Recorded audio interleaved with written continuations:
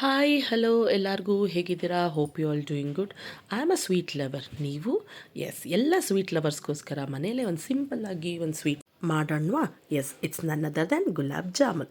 ಗುಲಾಬ್ ಜಾಮೂನ್ ಮಾಡಲಿಕ್ಕೆ ಫಸ್ಟು ನಾವು ಶುಗರ್ ಸಿರಪ್ನ ರೆಡಿ ಮಾಡ್ಕೋಬೇಕು.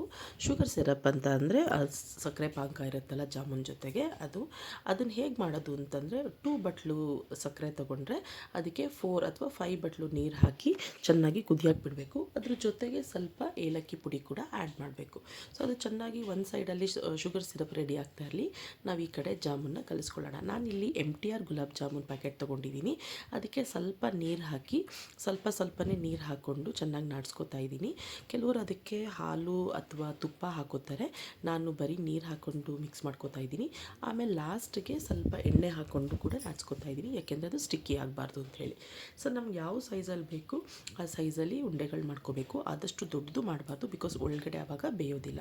ಈಗ ಸಕ್ಕರೆ ಪಾಕ ಅಥವಾ ಶುಗರ್ ಸಿರಪ್ ರೆಡಿ ಆಗಿದೆಯಾ ಚೆಕ್ ಮಾಡಿಕೊಂಡು, ಅದು ರೆಡಿ ಆಗಿದೆ ಅಂದರೆ ಸ್ಟಿಕ್ಕಿ ಇರಬೇಕು, ಮುಟ್ಟು ನೋಡಿದಾಗ ಚೆಕ್ ಮಾಡಿಕೊಂಡು ಒಂದು ಅಗಲವಾಗಿರುವಂಥ ಒಂದು ಪಾತ್ರೆಗೆ ಸೋಸ್ಕೊಂಡು ಇಟ್ಕೊಳ್ಳೋಣ. ಬಿಕಾಸ್ ನಾವು ಏಲಕ್ಕಿ ಪೌಡರ್ ಹಾಕಿರೋದ್ರಿಂದ ಅದು ಸಿಕ್ಕಿದ್ರೆ ಚೆನ್ನಾಗಾಗಲ್ಲ ತಿನ್ನಬೇಕಾದ್ರೆ.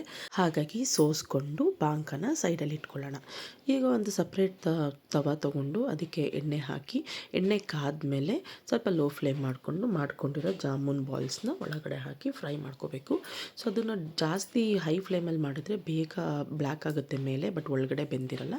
ಹಾಗಾಗಿ ಲೋ ಫ್ಲೇಮಲ್ಲಿ ಸ್ವಲ್ಪ ನಿಧಾನವಾಗಿ ಬೇಯಿಸ್ಕೋಬೇಕು. ಸೊ ನಾನು ಅಡಿಷ್ನಲ್ ಆಗಿ ಇಲ್ಲಿ ಬಾದಾಮಿ ಹಾಕೋತಾ ಇದ್ದೀನಿ. ನೆನೆಸಿರೋ ಬಾದಾಮಿನ ಚಿಕ್ಕದಾಗಿ ಕಟ್ ಮಾಡಿಕೊಂಡು ಅದ್ರ ಮೇಲೆ ಗಾರ್ನಿಷಿಂಗ್ ಮಾಡ್ಕೋತಾ ಇದ್ದೀನಿ. ಇದು ಜಾಮೂನ್ ಜೊತೆ ತಿನ್ನಬೇಕಾದ್ರೆ ಕೂಡ ಚೆನ್ನಾಗಿರುತ್ತೆ.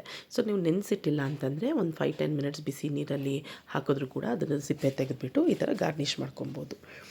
ಈ ರೆಡಿಯಾಗಿರೋ ಜಾಮೂನ್ನ ಹಾಗೆ ಬಿಸಿ ತಿಂದರೂ ತುಂಬ ಚೆನ್ನಾಗಿರುತ್ತೆ, ಅಥವಾ ಐಸ್ ಕ್ರೀಮ್ ಜೊತೆಗೆ ಅಥವಾ ಕ್ಯಾರೆಟ್ ಹಲ್ವಾಗಳ ಜೊತೆಗೂ ತಿಂದ್ರೂ ತುಂಬ ಚೆನ್ನಾಗಿರುತ್ತೆ, ಅಥವಾ ಸ್ವಲ್ಪ ಹೊತ್ತು ರೆಫ್ರಿಜರೇಟರಲ್ಲಿ ಇಟ್ಟು ತಣ್ಣಗಾದ್ಮೇಲೆ ತಿಂದ್ರೂ ತುಂಬ ಚೆನ್ನಾಗಿರುತ್ತೆ.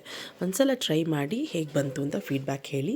ನಾನು ಮಾಡ್ತಾರೋ ವೀಡಿಯೋಸ್ ನಿಮಗೆ ಇಷ್ಟ ಆಗಿದ್ದರೆ ನನ್ನ ಚಾನಲ್ನ ಸಬ್ಸ್ಕ್ರೈಬ್ ಮಾಡ್ಕೊಳ್ಳಿ, ಲೈಕ್ ಮಾಡಿ, ಕಮೆಂಟ್ ಮಾಡಿ ಆ್ಯಂಡ್ ಶೇರ್ ಮಾಡಿ. Thank you. See you in the next video.